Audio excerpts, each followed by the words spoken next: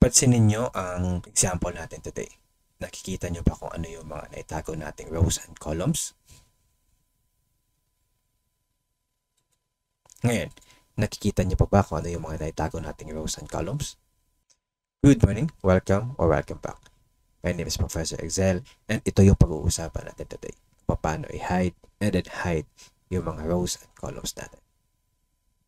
Madalas ay may mga formula tayo na ginagawa sa loob ng Excel na hindi naman talaga kailangan makita ng mga users. Hindi naman masyadong makalat yung ginawa natin report. Madalas ay tinatago natin yung mga formula or yung mga rows or columns na hindi naman kailangan makita. So for example, dito sa nagawa natin report na quarterly scores, pwede nating i-hide yung ito, dalawang to, if ever. Hindi naman talaga natin kailangan na makita ng iba. So, pwede mong i-highlight yung columns or yung rows and right-click mo and punta ka sa baba. May hide tsaka unhide. Pag pinindot mo yung hide, hindi mo na makikita yung dalawang columns or dalawang rows na tinago natin. Now, if ever columns naman yung gusto natin itago, pwede mong i-highlight yung column na gusto mo itago. Right-click and ganun pa din. Pindutin mo na yung hide. Mawawala na yung column. Pagkamat tinago mo siya o nawala na siya, alam mo na in between lang siya ng HI. Yung naitago nating column. Tapos K.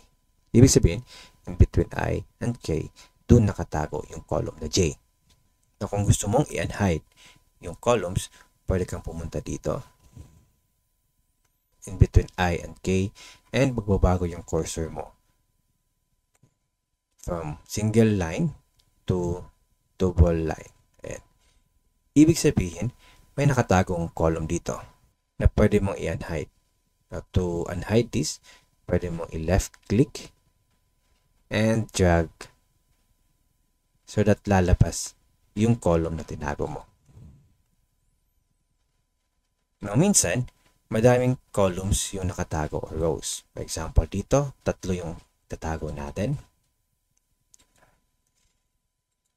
And, if gusto natin i-unhide yung 3 columns na yan, pwede mong i-highlight from G to K, right-click, and then press unhide.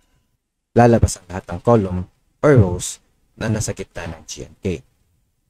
Now, if ever gusto mong i-unhide ang lahat ng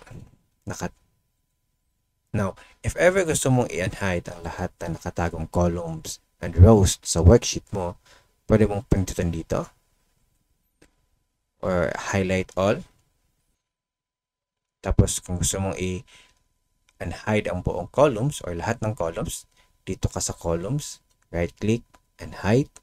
And kapag gusto mo namang i-unhide yung mga nasa rows, kahit saan dito sa rows, basta naka-highlight all lang, pwede mong i-right click and unhide. Lalabas lahat ng naka-hide sa rows mo. Now, minsan, gusto mong itago sa mga users yung mga columns or rows, but then nakikita nila na may butal, H, I, wala si J, pumunta kay K. Gusto mong itago yun sa mga viewers o sa mga users. Ang gagawin mo lang, dito makikita mo na from 8, 9, dumiretso siya ng 14. So, nawala si 10 hanggang 13. If ayaw mong malaman ng mga users or viewers na may tinago ka ng mga columns and rows, ang pwede mong gawin is ganito. Punta ka na view. And dito sa show, makikita mo yung headings. I-uncheck mo. And mawawala na yung columns and rows. Ngayon na hindi naman daling malaman ng users kung ano yung mga columns na nandito. But then again, kung marunong talaga yung gumagamit, makikita pa din nila na H, I, dumiretso ng K. Pero sa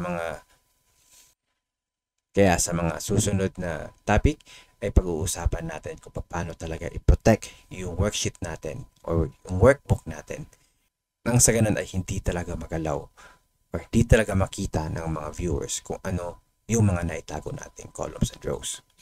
But for now, ito muna yung pag-uusapan natin, how to hide and unhide columns and rows.